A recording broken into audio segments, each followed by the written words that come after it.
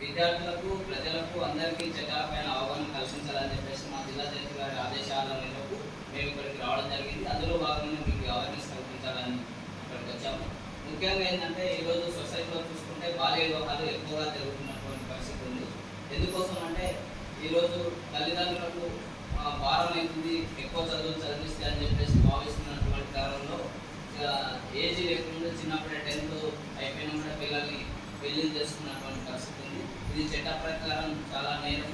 ఇట్లా పెళ్లి జరిగితే ఆ పెళ్లిలో పాల్గొన్న వాళ్ళు, పెళ్లి చేసుకున్న వాళ్ళు, పెళ్లి బంధువులు, పెళ్లి పాలించిన వాళ్ళు, తర్వాత పెళ్లి బాజా వహించిన వాళ్ళు అందరూ చట్ట ప్రకారంగా శిక్షించబడతారు. 2 సంవత్సరాల జైలు శిక్ష కూడా విధించబడుతుంది. కాబట్టి మీరు కూడా అట్లాంటివి ఏమైనా జరిగితే ఇక్కడ సఖీ సెంటర్ అని చెప్పేసి, అదేవిధంగా జిల్లా కోర్టు ఉంటుంది, అదేవిధంగా మీకు తెలిసిన పిఎస్ కూడా దగ్గరనే ఉంది. పిఎస్లో కూడా కంప్లైంట్ చేస్తే అట్లాంటి చైల్డ్ మ్యారేజ్ ఏమైనా జరుగుతుంటే ఆపుతారు. అదేవిధంగా ఇంకా చాలా రకాలైనటువంటి చట్టాలు ఉన్నాయి. వాటన్నిటిపైన మిగతా సార్లు మేడం కళ్యాణ్ మేడం వాళ్ళు మాట్లాడతారు. ఈ అవకాశం ఇచ్చిన మీ అందరికీ ధన్యవాదాలు తెలియజేస్తున్నాను.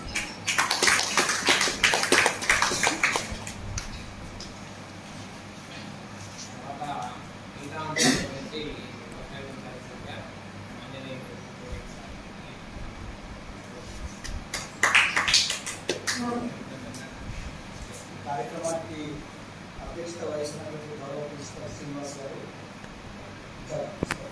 గారు, వేదిక మీద ఉన్నటువంటి మాతోటి న్యాయవాద సోదరులు కళ్యాణ్ గారు, సోదరుడు రఘు గారు, శేషయ్య గారు, మిగతా అధ్యాపకులు, ఏమైనటువంటి విద్యార్థుల ముందుగా మీ కాలేజీకి రావడం మాకు కొంచెం గర్వంగా ఉంది. ఎందుకంటే ఈ కాలేజీ ప్రారంభించినప్పుడు ఫస్ట్ బ్యాచ్ స్టూడెంట్ ఉండే. కాలేజీ 2000 సంవత్సరంలో ప్రారంభమైంది. స్టార్ట్ అయినప్పుడు ఇక్కడ స్టూడెంట్గా చదువుకున్నా, ఇక్కడ ఎంపీసీ చదువుకున్నా. నేను నా స్కూల్ ఇక్కడే 10th వరకు చదివి, ఆ తర్వాత ఇంటర్ కూడా ఇక్కడే చదువుకున్నాను. తర్వాత డిగ్రీ చేసిన తర్వాత LLB జరిగి అడ్వకేట్ కావడం జరిగింది. కాబట్టి ఈ కాలేజీకి రావడం అంటే ఎమోషనల్గా కొంచెం సంతోషం అనిపిస్తుంది. గతంలో కూడా చాలాసార్లు వచ్చినాం మేము. అయితే ప్రారంభంలో ఈ కాలేజీ సంబంధించిన హిస్టరీ కొంచెం చెప్పాలి మీకు, ఎందుకంటే చదువుకున్నాం కాబట్టి చెప్పాలనిపిస్తుంది. కేవలం కాలేజీ మంజూరు అయిందంటే ఇక్కడ ఏమీ లేదు. ఉదయం 8 గంటల నుంచి 1 గంట వరకు స్కూల్ నడిచేది. తర్వాత 2 గంటల నుంచి సాయంత్రం 5 గంటల వరకు కాలేజీ నడిచేది. ఈ బిల్డింగ్ లేదా, మీకు కొత్తగా ఉన్నటువంటి బిల్డింగ్ ఏదైతుందో ఆ బిల్డింగ్ లేదు. ఒక పూట స్కూలు, ఒక పూట కాలేజీ నడిచేది సేమ్ కాలేజ్ స్కూల్ బిల్డింగ్లోనే. మరి మా పంతులు ఎవరంటే మాకు 10th క్లాస్ దాకా తెలుగు చెప్పినటువంటి సారే మాకు ఇంటర్లో తెలుగు చెప్తుండే. 10th క్లాస్లో మ్యాథ్స్ చెప్పిన సారే మాకు మ్యాథ్స్ చెప్తుండే. అంటే సార్ వాళ్ళు కూడా లేరు, లెక్చరర్స్ కూడా లేరు. ఒక్క ప్రిన్సిపల్ గారు ఉండే, భాస్కర్ రావు సార్ అంటే నల్గొండ నుంచి ట్రాన్స్ఫర్ అయిపోయి ఆయన ఒకటే ప్రిన్సిపల్గా ఉండే. మిగతా ఎవరు స్టాఫ్ లేనే లేదు. స్టాఫ్ లేదు, క్లాస్ రూమ్స్ లేవు, ఏం లేదు. అయినా సరే మన గ్రామీణ ప్రాంతాలకు ఒక కాలేజీ వచ్చింది కాబట్టి అది గొప్ప అవకాశంగా భావించి మా బ్యాచ్లో చదువుకున్నాం. అప్పట్లో ఎంపీసీ, ఐపీసీ, సిఈసీ 3 గ్రూపులు మాత్రమే ఉన్నాయి. హెచ్ఈసీ లేకుండే, తర్వాత హెచ్ఈసీ వచ్చింది. సో అట్లా లేదా గ్రూపు లేదా అంటే మధ్యలో వచ్చిందని వినలే. మా చెల్లి జరిగింది. ఓకే, 3 గ్రూపులు అప్పుడు ఉండేవి, ఇప్పుడు కూడా అవే ఉన్నాయి. ల్యాబ్స్ కూడా లేకుండా మేము ల్యాబ్స్ వనపర్తికి వెళ్ళి చేసేవాళ్ళం. వనపర్తి జూనియర్ కాలేజీకి వెళ్ళి మా సార్ వాళ్ళు, మా కెమిస్ట్రీ సార్ కానీ, ఫిజిక్స్ సార్ కానీ, లేదా బైపీసీ వాళ్ళకి మిగతా సబ్జెక్ట్ ఏదైతే వనపర్తి జూనియర్ కాలేజీకి వెళ్ళి వాళ్ళతో పర్మిషన్ తీసుకుని మేము ప్రత్యేకంగా చేసుకునేది. సో ఏమైనా ఇవాళ కాలేజీ నిలబడింది, దీనికి ఒక ప్రత్యేక బిల్డింగ్ రావడం మన గ్రామీణ ప్రాంత విద్యార్థులకు ఒక గొప్ప అవకాశం. ఈ గొప్ప అవకాశం ఉపయోగించుకొని మనం అందరూ కూడా బాగా చదవాలి. మన తల్లిదండ్రులు ఏదైతే మన మీద పెట్టుకున్నటువంటి ఆశలు ఉన్నాయో ఆశలు నెరవేర్చే విధంగా, మన గురువులు మన మీద పెట్టుకున్నటువంటి ఆశలు నెరవేర్చే విధంగా మన చదువు అనేది కొనసాగాలి. ఆ క్రమంలో మీరు కొనసాగి భవిష్యత్తులో మీరు మంచి స్థాయిలో ఉంటారని చెప్పేసి నేను మనసారా ఆకాంక్షిస్తూ, ఇవాటి విషయానికి వస్తే చట్టాల మీద అవగాహన కార్యక్రమం. చట్టం అంటే ఏది? చట్టం అంటే ఏది తెలుసా? ఎవరైనా చెప్తారా? ఏంటి చట్టం అంటే? చట్టం అంటే ఏది చెడు, ఏది మంచి, సమాజంలో మనుషులుగా ఉన్నటువంటి మనం ఏమి చేయాలి, ఏమి చేయకూడదు అని చెప్పేదే చట్టం. ఉదాహరణకి ఆ బాబు ఉన్నాడు, అక్కడ ఆయన ఫోటో తీసుకున్నాడు. ఆయన ఏమంటాడంటే మా నాయన డబ్బులు ఇచ్చి బైక్ కొనిపించాడు కాబట్టి నా బైక్ నా ఇష్టం కాబట్టి నేను ఇష్టం వచ్చినట్టు నడుపుతా అంటాడు. నడపొచ్చా అట్లా? నడపడానికి లేదు. నేను ఇష్టం వచ్చినట్టు ఆరం కొడతా, కాలేజీ ముందు ఆరం కొడతా, రోడ్డు మీద నేను ఎట్లా అట్లా తింటా అంటే కుదరదు. అంటే దానికి ఒక పద్ధతి ఉంది. బైక్ నడపాలి, ఎలా నడపాలి అనే దానికి ఒక సిస్టమ్ ఉంది. ఎట్లా నడపాలని చెప్పేదే చట్టం. మనం మాట్లాడాలి, నోరు మనకు ఉంది కదా అని చెప్పేసి మనం మాట్లాడవచ్చు. నేను నన్ను పిలిచారు అని చెప్పేసి నేను ఏదంటే అది మాట్లాడవచ్చా? బూతులు మాట్లాడవచ్చా? మాట్లాడదు. అంటే నేను ఎట్లా మాట్లాడాలని చెప్పేదే చట్టం. అట్లా మన పక్కన ఉన్నటువంటి వారికి, మన ప్రకృతికి బాగా గుర్తుపెట్టుకోండి, పక్కవాడికి ప్రకృతికి ఎలాంటి హాని చేయకుండా బతకడం అనేది జీవన విధానం. అట్లా ఏ సందర్భంలో ఎలా జీవించాలని చెప్పేదే చట్టం. పెళ్లి సందర్భంలో ఎట్లా పెళ్లి చేయాలి, ఎట్లా చేయకూడదు. 18 సంవత్సరాల అబ్బాయిలకు దాటిన తర్వాతనే పెళ్లి చేయాలి. 21 సంవత్సరాలు దాటిన తర్వాత మాత్రమే అబ్బాయిలకు పెళ్లి చేయాలి. అది చట్టం. అట్లానే ఇందాక చెప్పినట్టు బైక్ ఎట్లా ఉండాలి. అట్లానే ఒక వ్యక్తి బిజినెస్ చేస్తే కూడా దానికి ఒక పద్ధతి ఉంటుంది. ఆయన నాశనకమైనటువంటి వస్తువులు కానీ, నాశనకమైనటువంటి విత్తనాలు కానీ, నాశనకమైనటువంటి ఎరువులు కానీ రైతులకు అమ్మడానికి లేదు. దానికి ఒక పద్ధతి ఉంది. బిజినెస్ చేయడానికి ఒక పద్ధతి ఉంది. అట్లా ప్రతి మన జీవన విధానంలో మనం చేసే ప్రతి చర్యను కట్టుదిట్టం చేసి ఒక సక్రమమైనటువంటి పద్ధతి చూపించేదే చట్టం. కాబట్టి మనం సమాజంలో జీవిస్తున్నటువంటి వ్యక్తులుగా ఉన్నాం కాబట్టి మనకు చట్టం గురించి తప్పనిసరిగా అవగాహన ఉండాలి. ఎందుకు అవగాహన ఉండాలి? ఏం అవసరం చట్టాల గురించి అంటే, ఏ దేశంలోనైతే చట్టాల గురించి బాగా తెలుసుకొని చట్టాల పట్ల అవగాహన కలిగి ఉండి చట్టాల్లో చెప్పినటువంటి పద్ధతి ప్రకారంగా కనుక నడుచుకుంటే ఆ దేశం ఒక శాంతియుతమైనటువంటి దేశంగా, ఒక సౌభాగ్యమైనటువంటి దేశంగా ఉంటుంది. మీకు ఒక చిన్న ఉదాహరణ చెప్తాను. మీరు ఇటీవల చదివిలో లేదు. నార్వే అనే ఒక దేశం ఉంది, తెలుసా? మీకు తీసి మనం హిస్టరీ లేదు కాబట్టి తెలియదేమో. సైన్స్ ఎంతవరకు చదువుతున్నా కదా. నార్వే, ఫిన్లాండ్ అంటే 2 దేశాలు ఉంటాయి. ఈ మధ్య కాలంలో వాళ్ళు ప్రకటించారు ఏంటంటే జీరో క్రైమ్. అసలు ఆ దేశంలో నేరాలు అనేటివే లేవంట. లేకపోగా వాళ్ళు ఏం చేశారు తెలుసా? జైలు ఉంటాయి కదా, తప్పు చేస్తే కేసులు పెట్టి తీసుకుపోయి జైల్లో పడేస్తారు. మన దేశంలో అయితే బోర్డు జైల్లో ఉంటాయి. మన మహబూబ్నగర్ జిల్లా, ఉమ్మడి మహబూబ్నగర్ జిల్లాలో 2 జైలు ఉన్నాయి. ఒకటి మహబూబ్నగర్, రెండవది నాగరికర్నూలు ఉంటాయి. ఇప్పుడు అది సరిపోవట్లేదని నిన్న మనం చెప్తున్నారు, వనపర్తిలో కూడా ఒక జైలు కట్టాలని. కానీ మన దగ్గరనేమో జైలు పెరుగుతున్నాయి. కానీ నార్వే, ఫిన్లాండ్ అనే దేశాల్లో జైలు ఎత్తేసారు వాళ్ళు. అసలు జైల్లో లేవంట. నిన్న మనం ప్రకటించారు. ఎందుకు ఎత్తేసినట్టు వాళ్ళు అడిగితే మా దగ్గర క్రైమ్స్ జరగట్లేదు, నేరాలు జరగటం లేదు. కాబట్టి ఇంకొక సంవత్సరం 2 ఏళ్ళు చూసి మా దగ్గర పోలీస్ స్టేషన్ కూడా ఎత్తేస్తామని చెప్తున్నారు. అంటే చూడండి, అంటే ఆ దేశంలో ఎలాంటి నేరాలు లేనటువంటి ఆ దేశంలో ఆ ప్రజలు ఎంత భద్రతతో జీవిస్తారు చెప్పండి. ఒక అమ్మాయి, ఇప్పుడు మీరు మనకు తెలుసు, అమ్మాయిలు మన సోదరి వాళ్ళు కాలేజీకి వస్తున్నారు. వాళ్ళు కాలేజీకి వచ్చిన తర్వాత ఇంటికి పోయే వరకు తల్లిదండ్రులకు ఒక భూమి ఉంటుంది కదా. అయ్యో మా పాప కాలేజీకి వెళ్ళింది, మరి సాయంత్రం వచ్చే వరకు అంటే మళ్ళీ సాయంత్రం మీకు పోయి వాళ్ళ కళ్ళ కనపడతాయి కానీ సంతోషం ఉండదు. ఈ మధ్యలో వాళ్ళకు ఒక పెద్ద టెన్షన్ ఉంటుంది.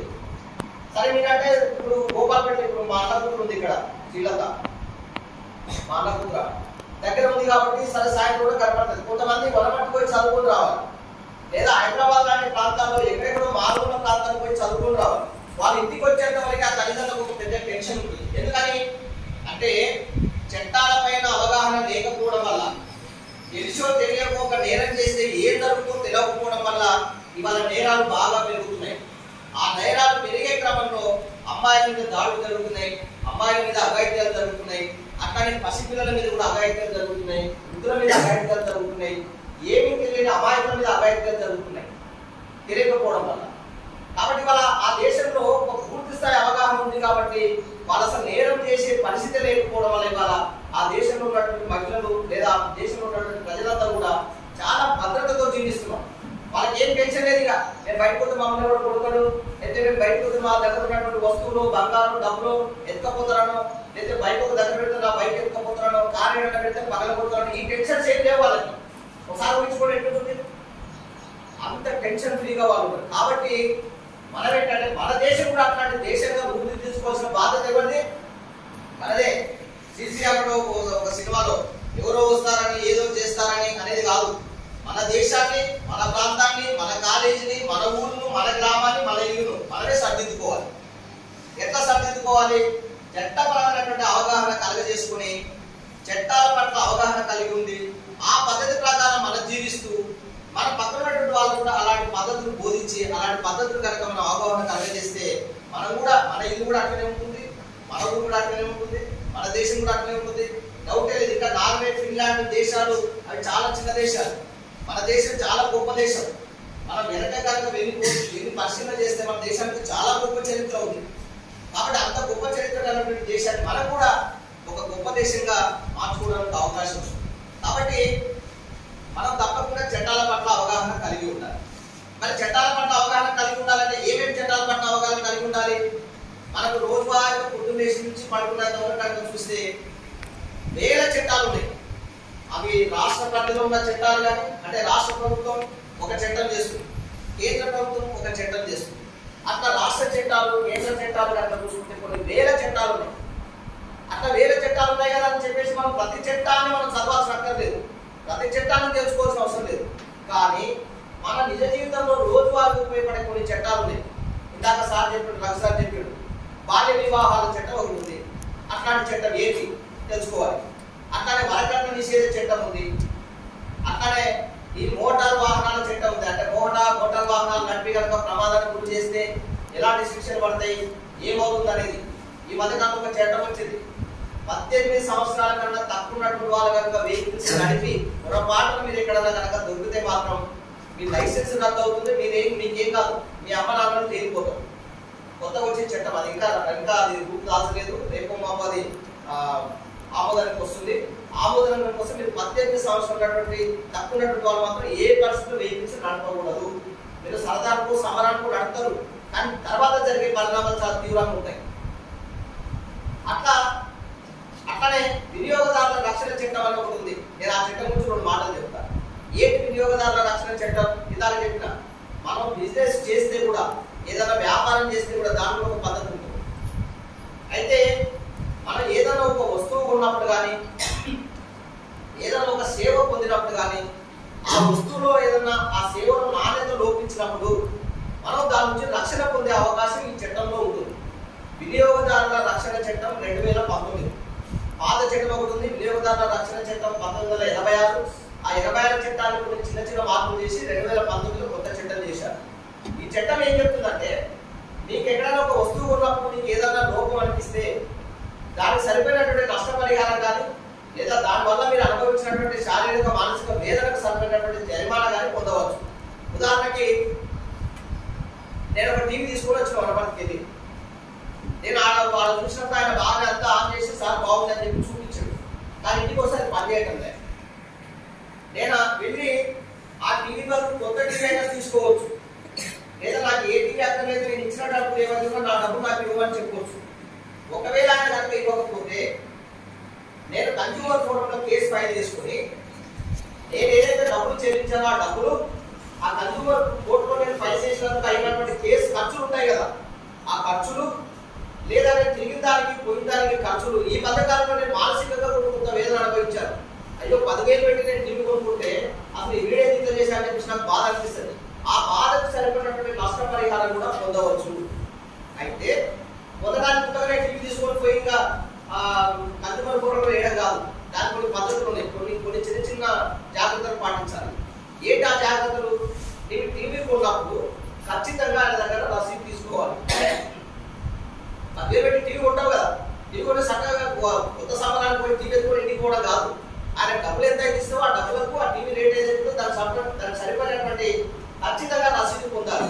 నేను ఉదాహరణ టీవీ చెప్తున్నా, మీరు ఏ వస్తువు అయినా సరే మీరు షాపులలో ఏ వస్తువు కొన్నా కూడా దానికి ఖచ్చితంగా రసీదు తీసుకోవాలి. ఆ రసీదులో ఆయన షాప్కి సంబంధించిన స్టాంప్ ఉంటుంది. తర్వాత ఆయన తప్పించుకునే అవకాశం ఉంది. నా షాప్ కాదు, నా దగ్గర ఉన్నాయని చెప్పడానికి చెప్పే ప్రమాదం ఉంది. అందుకని ఆ షాప్కి సంబంధించినటువంటి స్టాంపు ఆయన సంతకం, తర్వాత దాని రసీదు కూడా ఆయన షాప్ మీదనే ఉందా లేదా చూసుకోవాలి. తెల్లకాయలు రాసుకోవడం కాదు, ప్రతి షాపు అతనికి ఒక రసీదు బుక్ ఉంటుంది. ఆ బుక్ మీద ఆయన ఇంటి నెంబరు, షాప్ నెంబరు, ఏం షాపు, షాప్ పేరు అవన్నీ ఉంటాయి. అంటే ఆయన రిజిస్టర్ చేసుకున్నటువంటి షాప్ పేరు అవన్నీ ఉంటాయి. అది ఉందా లేదా చూసుకుంటే దాని మీద రసీదు తీసుకోవాలి. తీసుకుంటే అప్పుడు మనం కన్స్యూమర్ కోర్టులో కేసు ఫైల్ చేసుకోవడానికి అవకాశం. ఇది ఎప్పుడు ఒక వస్తువు విషయం. నేను ఇందాక సేవ అని చెప్పిన, అంటే ఒక వస్తువు కానీ ఒక సేవ కానీ పొందినప్పుడు వస్తువు అంటే ఏంటి? ఇది కానీ ఇప్పుడు మా అమ్మ నాన్నలు రైతులు ఉన్నారు, పోయి వాళ్ళు విత్తనాలు కొనుక్కొస్తారు, విత్తనాలు కానీ ఎరువులు కానీ కొనుక్కొస్తారు. ఆ విత్తనాలు వడపట్టు పోయి సంతకు పోయి మార్కెట్ పోయి విత్తనాలు కొనుక్కొస్తే అది తీసుకుపోయి షేడ్ వేస్తే పంట వేస్తే అది 3 నెలలు 4 నెలలు కాబట్టి చాలా బాగా పెరుగుతుంది. చూడగానే అరేంజ్ చేస్తే చాలా బాగుంది అనిపిస్తుంది. ఇక 4 నెలల తర్వాత అది దానికి పంట పండదు. అంటే వరి విత్తనాలు అయితే ఒడ్డు కాయవు, అదే వేరుశెనగ అయితే వేరుశెనగ విత్తనాలు కాయవు. ఏమైందని చూస్తే అవి నాశనక విత్తనాలు అయి ఉంటాయి. మరి ఏం చేయాలి? వెంటనే ఆ రసీదు తీసుకెళ్ళి ఆ మీద కేసు వేసుకొని దానికి సరిపడినటువంటి నష్టపరిహారం పొందే హక్కు కూడా మనకు ఆ చట్టం కల్పిస్తుంది. కాబట్టి ఒక వస్తువు కానీ విత్తనాలు కానీ ఏదైనా సరే మనం దాని నుంచి రక్షణ పొందే అవకాశం ఉంది. ఇకపోతే సేవ అంటే ఏందో చెప్తాను. ఉదాహరణకి నాకు కంట్రోల్ వచ్చింది, నేను హాస్పిటల్కి పోయినా, ఆ డాక్టర్ ఏం చేసింది, అయ్యా దీనికి ఆపరేషన్ కావాలి 20,000 అయితే 30,000 అయితే అని చెప్పింది. అయ్యా ఏమో 20,000 కానీ 30,000 కానీ నాకు కడుపు నొప్పి కానీ ఆపరేషన్ చేయాలని చెప్తాను. ఆయన ఆ మంది నుంచి ఈ మంది నుంచి ఏదో రకంగా ఆపరేషన్ చేసిన పోండి అని చెప్తాడు. ఆయన ఆపరేషన్ చేసిన చెప్పిన రోజు నేను ఇంటికి వచ్చిన రోజు 2 రోజులు మాత్రం నాకు బాగానే ఉంది. మళ్ళీ 3వ రోజు చూస్తే తిరిగి అదే రోజు మళ్ళీ కంటిన్యూ అవుతుంది. ఏదైనా డాక్టర్ దగ్గరికి పోయినా నా దగ్గర నాకు సంబంధం లేదు అని చెప్తాడు. అప్పుడు మనం ఖచ్చితంగా ఆయన ఏ ఆపరేషన్ చేసిండు, ఆయన ఏ మందులు ఇచ్చిండు ఏంటనేది కనుక మన దగ్గర బిల్లులు ఉంటే, ఇగో నేను మన ఆపరేషన్ కోసం నేను ఆ డాక్టర్ దగ్గరికి పోయినా ఆయన ఆపరేషన్ చేసిన అన్నాడు, ఆ నొప్పి తగ్గుతుంది అన్నాడు, కానీ నాకు నొప్పి తగ్గలేదు, ఎలా మామూలుగా నా నొప్పి నాకు అట్లే ఉంది, కాబట్టి దీని మీద అని చెప్పేసి మనం ఒక కన్స్యూమర్ కోర్టులో కనుక కేసు వేస్తే ఖచ్చితంగా డాక్టర్ను సాగుతారు. అలాగే మన డబ్బులు మనకు ఇప్పిస్తారు, లేదా దానికి ఆ నొప్పి తగ్గడానికి అవసరమైనటువంటి ట్రీట్మెంట్ అయినా ఆయన దగ్గర చేపిస్తారు. ఇది సేవ. ఇంకో రకమైన సేవ ఉంది. నేను ఎగ్జాంపుల్ చెప్తాను. మొన్న ఒక ఆయన, ఒక పెద్ద మనిషి రిటైర్డ్ అయిన తర్వాత వెంటనే మన లెక్చరర్, ఆయన రిటైర్డ్ లెక్చరర్ హైదరాబాద్, ఆయన పేరు సోమేశ్వరరావు. ఆ సార్ ఏం చేసింటే రిటైర్డ్ అయిన తర్వాత వాళ్ళ అబ్బాయి అమెరికాలో ఉన్నాడట. అమెరికా పోదామని చెప్పేసి ఆయన ఎయిర్పోర్ట్కి వచ్చాడు, శంషాబాద్ ఎయిర్పోర్ట్కి వచ్చాడు. ఎయిర్పోర్ట్కి వస్తే ఆయన పైకి వెళ్ళాలి, కింద నుంచి పైకి వెళ్తుంటే, పై ఫ్లోర్కి వెళ్తుంటే ఆ లిఫ్ట్లో ఎక్కాడు. ఆ మధ్యలో లిఫ్ట్ జామ్ అయిపోయి అది సడన్ గా ఆగిపోయి ఆయన అత్యెత్తులో పడిపోయి ఖాళీ అయిపోయింది. ఆయన కొంచెం టెన్షన్ కూడా పడ్డాడు. సరే తర్వాత హాస్పిటల్కి వెళ్ళారు, 1 లక్ష రూపాయలు ఖర్చు అయింది, ట్రీట్మెంట్ అయిపోయింది, అదంతా అయిపోయింది. ఆయన ఫ్లైట్ క్యాన్సిల్ అయిపోయింది, ఆయన ప్రయాణం కూడా క్యాన్సిల్ అయిపోయింది. ఆయన చదువుకున్న వ్యక్తి కాబట్టి, చట్టాల పట్ల అవగాహన ఉంది కాబట్టి, ఒక లెక్చరర్గా ఉన్నాడు కాబట్టి ఆయన ఏం చేశాడు, అసలు ఈ లిఫ్ట్ ఇట్లా రావడం అనేది తప్పు కదా మరి అని చెప్పేసి ఆయన ఏం చేశాడు, హైదరాబాద్ కన్స్యూమర్ ఫోరంలో ఒక కేసు వేసాడు. కేసు వేస్తే వాస్తవంగా జిల్లా ఫోరం వాళ్ళు ఏం చేశారంటే, దీంట్లో ఏముంది లేదు సార్ అని చెప్పేసి వాళ్ళ కేసు కొట్టేసారు. కానీ ఆయన ఊరుకోలేదు. చదువుకున్న అధ్యాపకుడు కాబట్టి, ఆయనకు అవగాహన వ్యక్తి కాబట్టి, సమాజంలో బాధ్యత ఉన్న వ్యక్తి కాబట్టి ఏం చేశాడు, జిల్లా ఫోరంలో కేసు కొట్టేస్తే స్టేట్ ఫోరంలో అప్పీల్ చేసుకున్నాడు. ఆయన అప్పీల్ చేసుకుంటే ఆ కేసు ఒక 3 సంవత్సరాలు నడిచింది.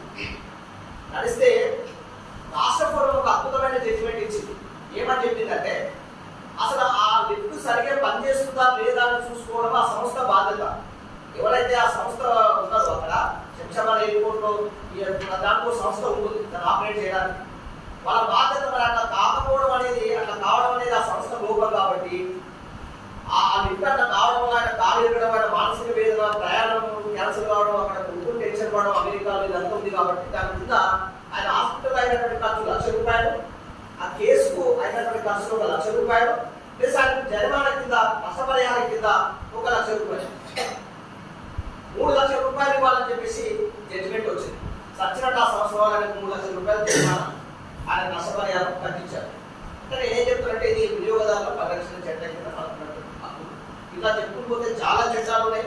కాబట్టి రోజువారీగా మనకు అవసరమైనటువంటి కొన్ని చట్టాలైనా మనం తప్పకుండా తెలుసుకోవాలి.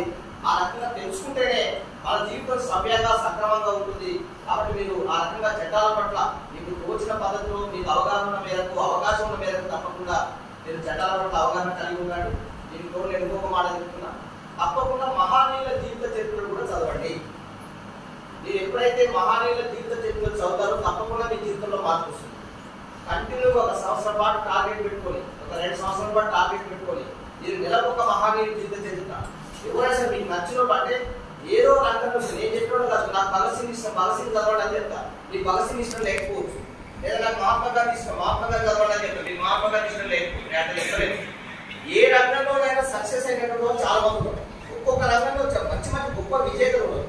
మీకు నచ్చిన వాళ్ళ బుక్ తీసుకోండి, చదవండి. వాళ్ళు ఎట్లా కష్టపడ్డారు, ఆ రంగంలో వాళ్ళు ఎట్లా సక్సెస్ అయ్యారు, సక్సెస్ కావడానికి వాళ్ళు ఎంచుకున్న మార్గం ఏంటి, వాళ్ళు కష్టపడ్డ పద్ధతి ఏంటి, కష్టపడుతున్న క్రమంలో వాళ్ళు ఏ అవకాశం ఉపయోగించుకున్నారు అవన్నీ మీకు తెలుసుకుంటాయి. కాబట్టి ఖచ్చితంగా మీరు నేను ఒక అడ్వకేట్ను, నేనేం చేయాలి, నా అడ్వకేట్ రంగంలో సక్సెస్ అయినటువంటి వాళ్ళు చాలా మంది ఉన్నారు. జడ్జిలుగా అడ్వకేట్లుగా చాలా కాలం నుంచి. ఇప్పుడు అంబేద్కర్ ఈ దేశంలో ఫస్ట్ లా మినిస్టర్, ఆయన గొప్ప న్యాయవాది. ఆ తర్వాత first prime minister, first president of India Babu Rajendra Prasad, ఆయన చాలా గొప్ప అడ్వకేట్. కాబట్టి నేనేం చేయాలి, నా రంగంలో సక్సెస్ కావాలంటే నా రంగంలో అంతకుముందే గొప్ప గొప్ప విజేతలు ఉన్నారు, గొప్ప గొప్ప సక్సెస్ అయినట్టున్నారు, వాళ్ళ జీవితం చదవాలి. మీరు కూడా అంతే. మనం ఏ రంగంలో సక్సెస్ కావాలనుకుంటున్నాం వాళ్ళ జీవిత చరిత్ర ఖచ్చితంగా చదవాలి. ఆ రకంగా చదువుతూ మీరు ఒక మంచి మార్గంలో ప్రయాణించాలని చెప్పేసి నేను మనసారా కోరుకుంటున్నాను. ఇక్కడ మీ కాలేజీలో మాట్లాడడానికి అవకాశం ఇచ్చింది మీ అందరికీ, మీ అధ్యాపక బృందానికి మీకు పేరు పేరుగా ధన్యవాదాలు తెలియజేస్తున్నాను సార్.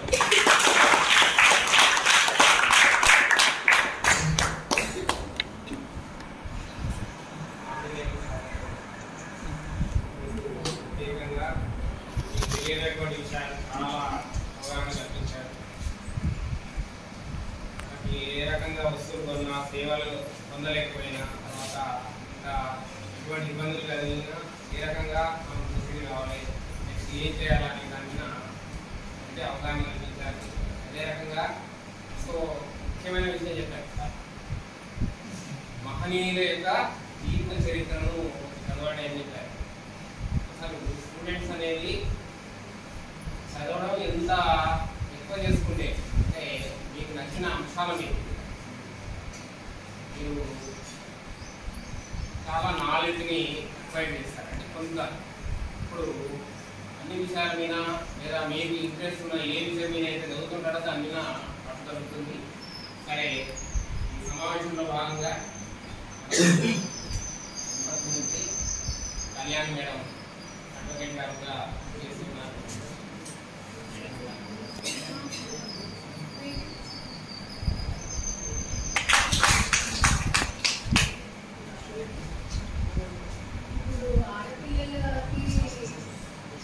చాలా వచ్చాయి మనకి భారతదేశంలో.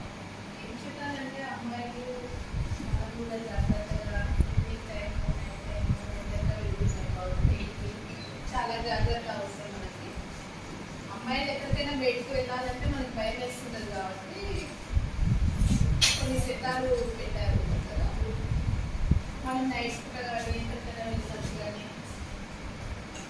మనము ఏ విషయంలో జాగ్రత్తగా ఉండాలి. ఎందుకంటే ఆడపిల్లలు చాలా ముఖ్యంగా బయటకు వెళ్ళినప్పుడు తల్లిదండ్రులు చాలా బాధపడుతుంటారు. మా అమ్మాయి రాలేకుండా ఎక్కడికి వెళ్ళలేము, మనం ఏ టైంకి వస్తున్నాము, ఏ టైంకి వెళ్తున్నాము, బయటకు కూడా పేరెంట్స్కి చెప్పడం చాలా జాగ్రత్తగా అవుతుంది మనకి.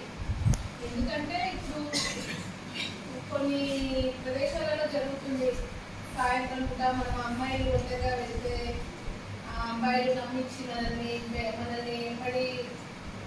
వెంబడి రావడము, అమ్మాయి ఎక్కడ పోతుందని గమనించడము, మనల్ని తీసుకుపోయి కొన్ని విషయాలలో చాలా జాగ్రత్తగా అవసరం ఉంటుంది. కాబట్టి మనం కూడా అమ్మాయిని బయటికి జాగ్రత్తగా ఇంటికి వచ్చే వరకు మన పేరెంట్స్కి మనం కూడా జాగ్రత్తగా రావాలి. అబ్బాయికి ఆ ఛాయిస్ ఇవ్వకూడదు. ఏమైనా జరిగినా కూడా మనము వెంబడే స్టేషన్కి వెళ్ళి కంప్లైంట్ ఇవ్వాలి. లేదంటే సర్వీస్ సెంటర్ ఉంటుంది, అక్కడ మేడం వాళ్ళకి సమాచారం ఇవ్వాలి, ఇది జరుగుతుంది మేడం అంటే. టైం టు టైం మనం ఫాలో కావాలి. మనం చేసే బయటికి వెళ్ళి చేసి మనం జాగ్రత్తగా మన అవసరాలు తీసుకొని మనం ఇంటికి వచ్చేటట్టు చేసుకోవాలి. మనకి కూడా చాలా చట్టాలు ఉన్నాయి అమ్మాయిలకి, కానీ చెప్పేటప్పుడు చాలా ఉంటాయి. మన ఇంట్లో పేరెంట్స్ కానీ మన గురించి కొట్లాడడం అవి ఉంటాయి. కాబట్టి మనం కూడా చెప్పాలి మన పేరెంట్స్కి, అమ్మ అట్లా కాదు ఇట్లా జాగ్రత్తగా ఉండాలి. లేక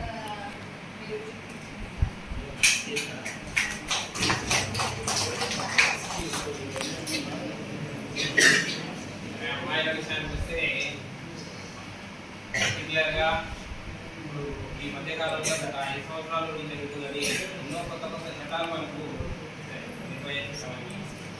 రీసెంట్గా మనకు 2 సంవత్సరాల క్రితం హైదరాబాద్ సమీపంలో చాలా ఘోరంగా అమ్మాయిలకు ఇబ్బంది కలిగి దాదాపు మీరు ఒంటరి ప్రయాణాలు చేయకుండా ఉండడమే మంచిది.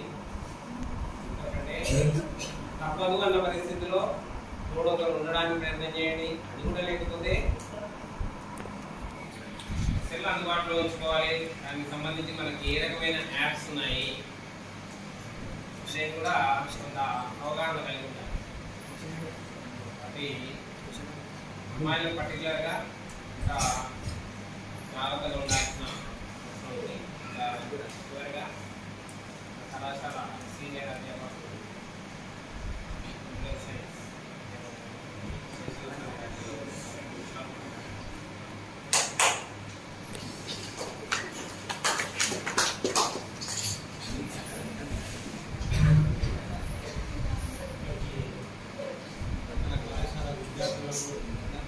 సకాలమైన అవగాహన కల్పించడానికి వనపర్తి డిస్ట్రిక్ట్ కోర్టు నుంచి లీగల్ సర్వీసెస్ అథారిటీ నుంచి మనకు చట్టాలపై అవగాహన కల్పించడానికి చేసినటువంటి నాకు ఈ వేదికపై ఉన్నటువంటి అడ్వకేట్స్ మంచి మిత్రులు.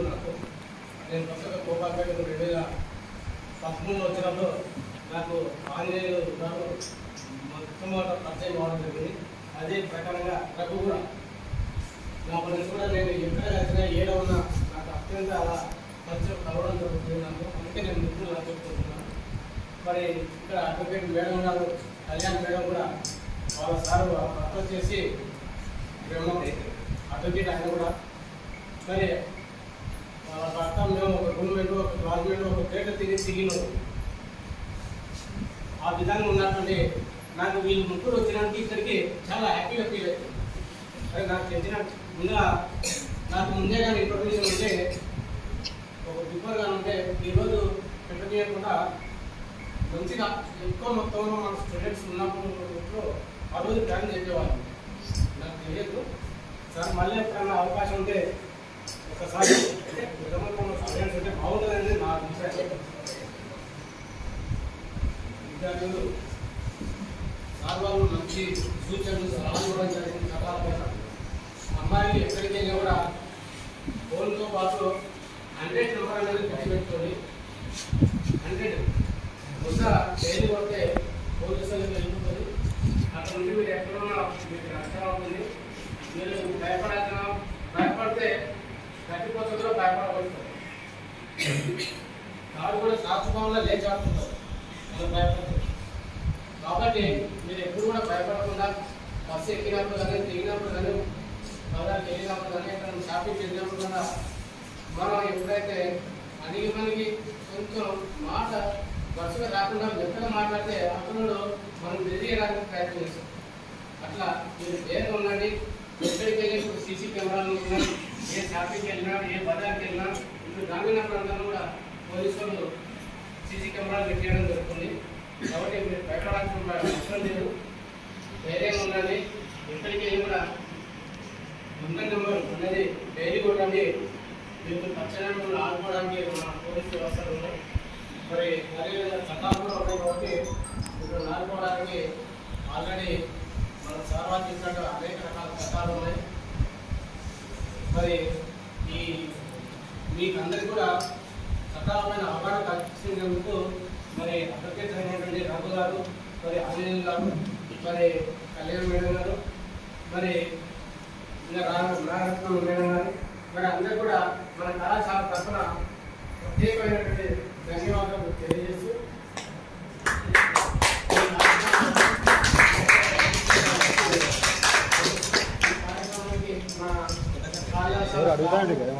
మరి అధ్యాపకులు, టీచింగ్, నాన్ టీచింగ్ స్టాఫ్ కూడా అందరూ కూడా ప్రత్యేకమైన విద్యార్థులకు పోస్టులు వెళ్ళినందుకు మీరు కూడా ప్రత్యేకమైన ధన్యవాదాలు తెలియజేస్తూ ఈ కార్యక్రమం ఇంతతో ముగించిందని చెప్పి తెలియజేస్తాను.